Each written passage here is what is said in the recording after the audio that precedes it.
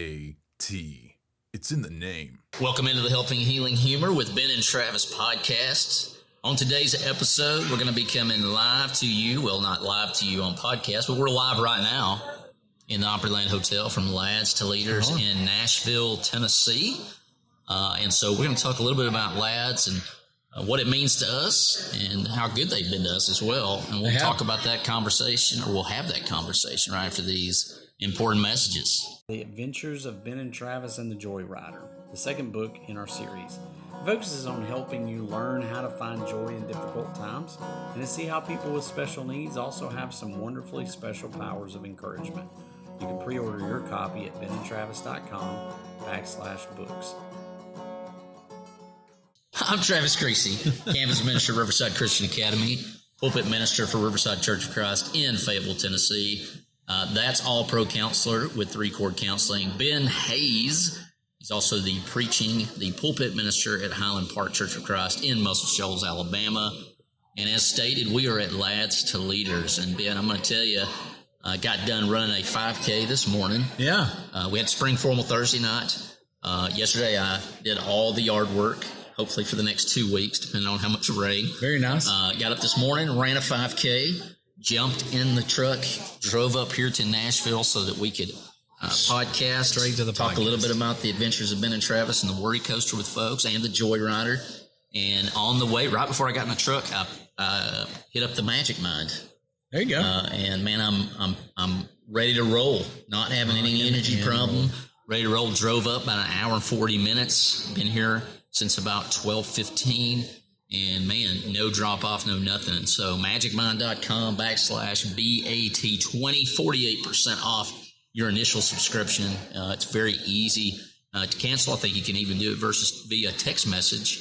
But man, it's a great day. Thankful to be here with you in Nashville, Tennessee at the Lads to Leader convention. And there's a bunch going on all over the country, and I know there's some that happen at different times of the year. Yep. But you're here with Highland Park. How's it going for your crew so far? Man, it's just busy. Thursday, you're getting here. You're trying to set up. I'm setting up our booth. We're setting up the puppet stages, getting all of our group stuff to a room. I think I looked back at my phone yesterday. I think day one, I walked 9 miles. Just doing stuff all day. I think yesterday I walked 5 or 6 miles. I think today's a little lighter. I think it gets a little bit better as the days go on. But, those first couple of days, this is a big place. Yes. So a lot of the conferences, conventions are not in Nashville. They're in like Atlanta, Memphis, different places. And they're all like in one little hotel. The thing about Gaylord Opryland Hotel, if you've never been here, it's like 5 hotels in one. And instead of like them all feeling like they connect in the exact way that they should, like this elevator doesn't get you to the place you need to go. You got to go down an elevator, go down a hall, go up another elevator, and it's like, it's a complicated thing. And so sometimes I've probably been going the wrong way most of the time because something will be on the other side of the place. So it's just a lot of walking, but it's fun. Oh man. There's so many people. You see people you haven't seen in a long time. We see people we hang out with at CYC, people we graduated with at Freed many moons ago. Walk up and shout out to them. What a compliment. They've not changed very little. So you recognize them. You're like, oh, I went to school with them. And I can even sometimes recall their name, which is very impressive because I can't remember names. To save my life. So what are some of the competitions that your kids are involved in, or Highland Park kids, whichever? Yeah, so we had some involved in puppets yesterday. We actually have 4 puppet teams. So I went to 4 different puppet stages and watched stuff. We had kids in song leading, kids in speech today. We've still got song leading upcoming. We've got we had some art says it, where they did some art stuff. And then there's the things you do year round song leading, Good Samaritan, stuff like that. And so it's been pretty busy with between all those things. They're all in different rooms, I'm sure. Yeah, all over the place. All over the place. Get your steps age. in. Yeah. Get some encouragement. And I think that's the key for me out of all this, whether somebody places or not. Like it's a lesson in you can do difficult things. I think I use that phrase about every week at some point, either with my own kids or students, you can do difficult things. And I think about the ones that are year round. I mean, that takes some commitment. That's some time commitment through the year. Then you've got guys and gals getting up in front of groups of people that they don't know and being judged by people they probably don't know. And so being able to get over that hump is a huge thing. And I think both of us would speak to the earlier that process can start, the better you are. And I think about I didn't preach my first sermon or do really any public speaking till I was like 18 years old. I made the mistake of getting up at Camp Maywood and speaking in front of the bonfire. And I don't know if it was you or somebody else told Gary Gooch, hey, that guy can preach, can get up there and talk. And, you know, and so, and I feel like I'm better than I was at 18, or at least I hope so. Yeah. So I think it's one of those things. It's like you just get up there and do it. Yeah. And you kind of start the ball rolling. And that's really what Lads Leaders is about. It is not about winning a medal. You know, there's a lot of people, and we're going to cheer like crazy for the ones who win tonight. But it's really about kids getting up and doing something. Yeah. And because, I mean, how many people in your home congregations do you know, adults, who are terrified to get up in front of people? Well, I mean, that's what got me through it is somebody came to me and they said, listen, you can get up there and do great. You can get up there and do bad. He said, but, 50% of the people in the crowd are just happy it's not them. That's exactly right. And there's no better place to fail than in a group of people who love you. Yeah, and that was another one. You know, these people love you, and they've seen you fail at other things. So at least you're trying to be pleasing to the Lord when you fail. So and the reminder that His word never goes out and doesn't accomplish its will. Well, and if it wasn't for Lads, I mean, I don't know that I would have gotten into ministry. That may have still been my aim. But my dad worked with Max Eady, who there's a really cool full circle story here. It may take me a second, but they worked together Occidental. They were blue collar workers. My dad was a welder, electrician. Max worked with him, and Max said, hey, we've got this thing we do at Highland Park. Why don't you bring your son, who was around 12 at the time, 13, I think. And he says, why don't you come and have him do Lads to Leaders with us? It'd be pretty cool.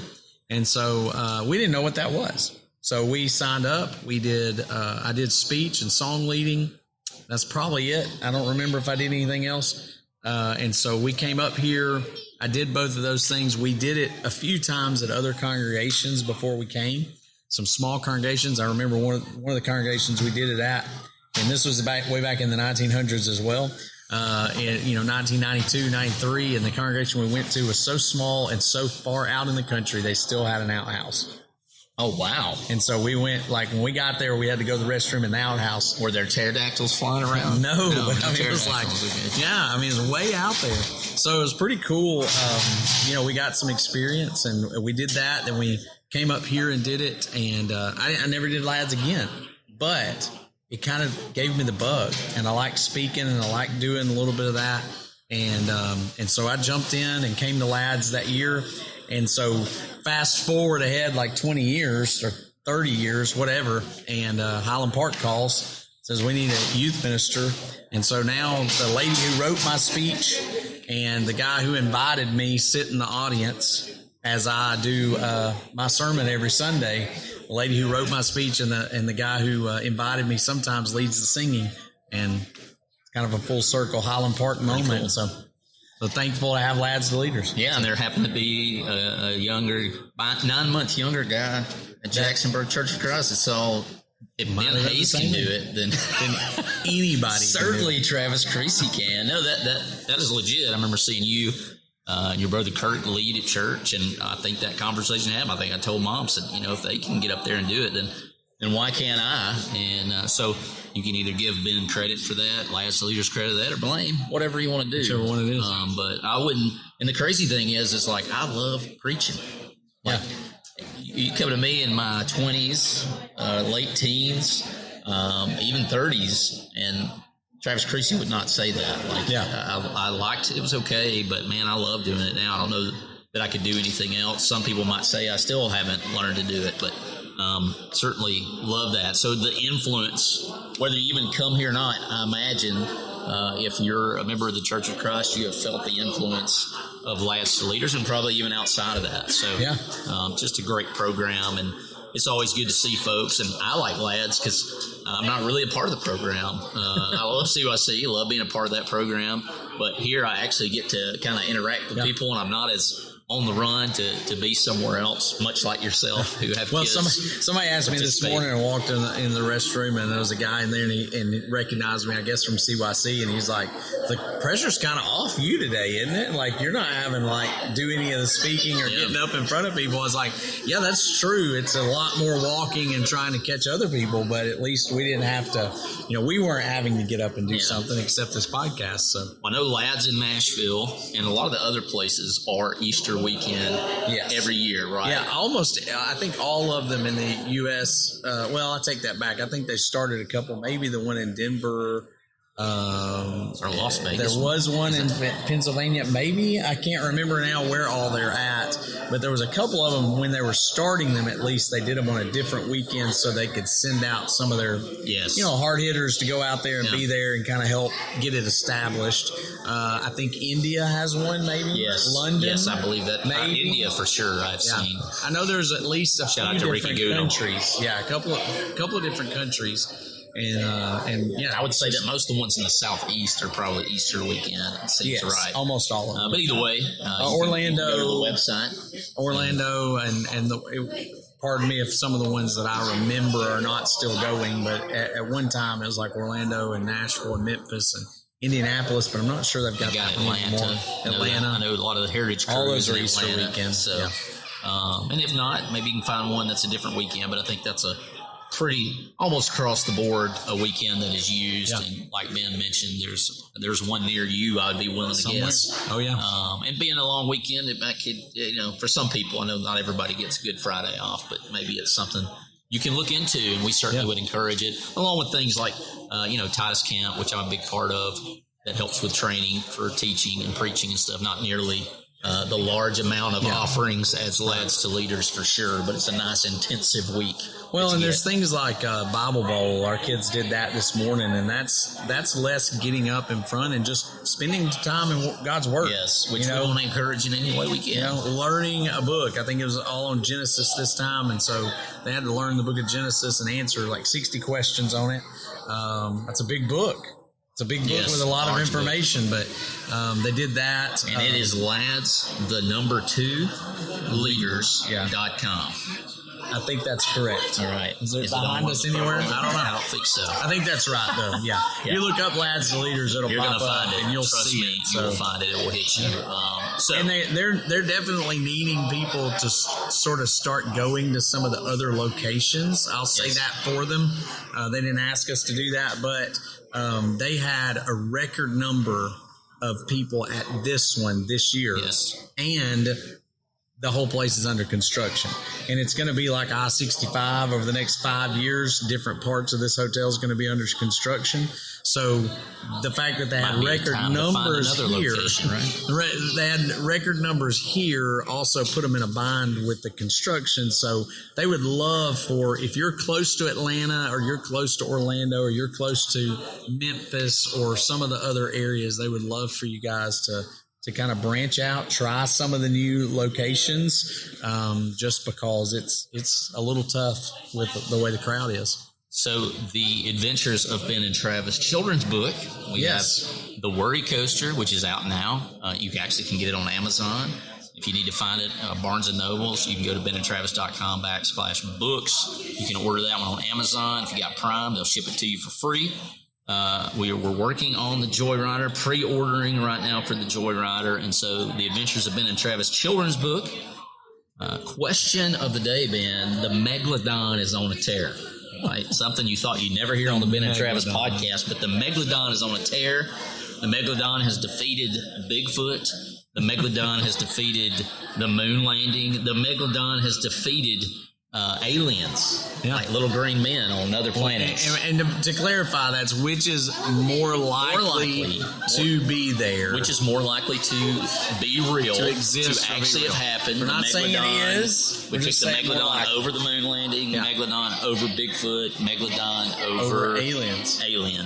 And so we're going to see if it continues, and we'll have to get with Will Mahan again off air to determine maybe if we split. But the question of the day is, which is more likely?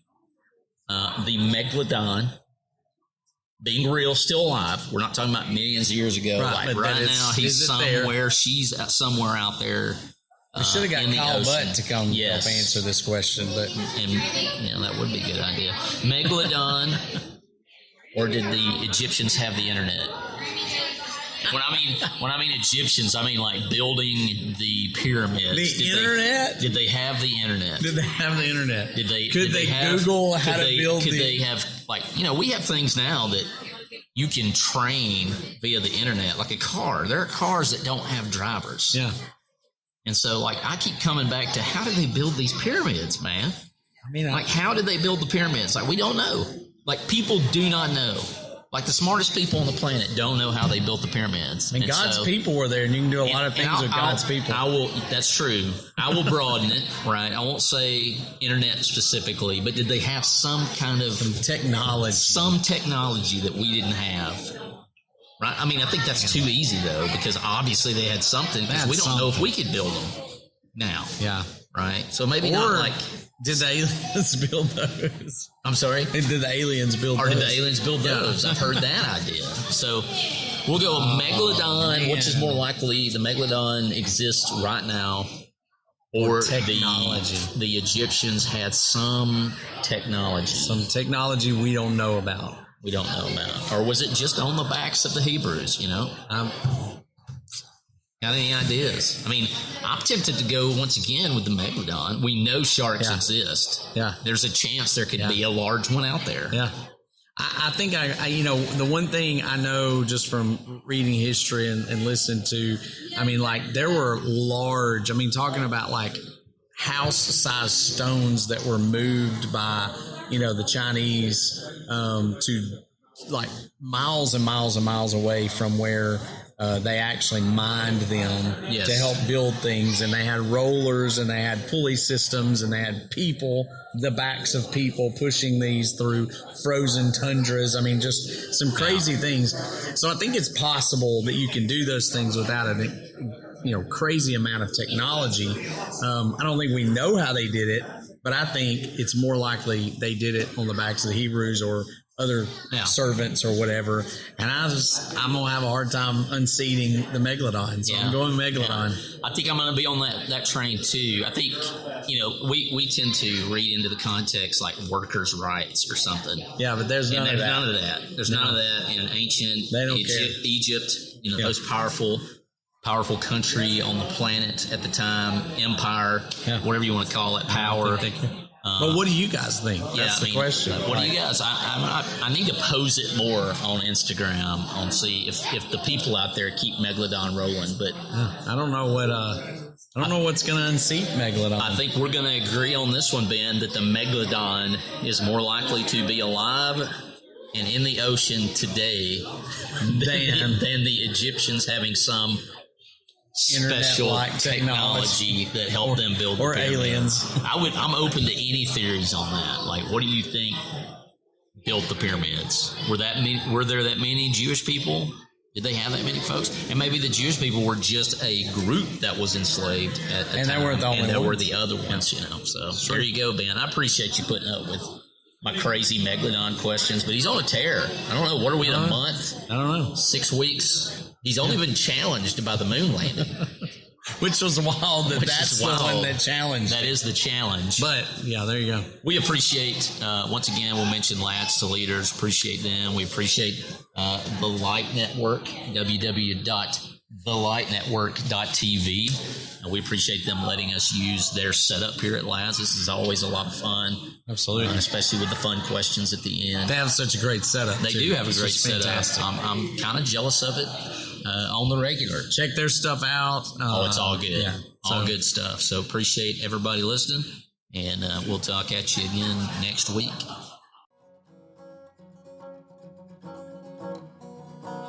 Thanks for being with us for this episode of the Helping Healing Humor podcast. Be sure to download our free ebook, 28 Days of Focused Living, at benandtravis.com and receive all of our Helping Healing and Humor extra content directly in your inbox. We look forward to having you join us at the same Ben and Travis time, same Ben and Travis channel.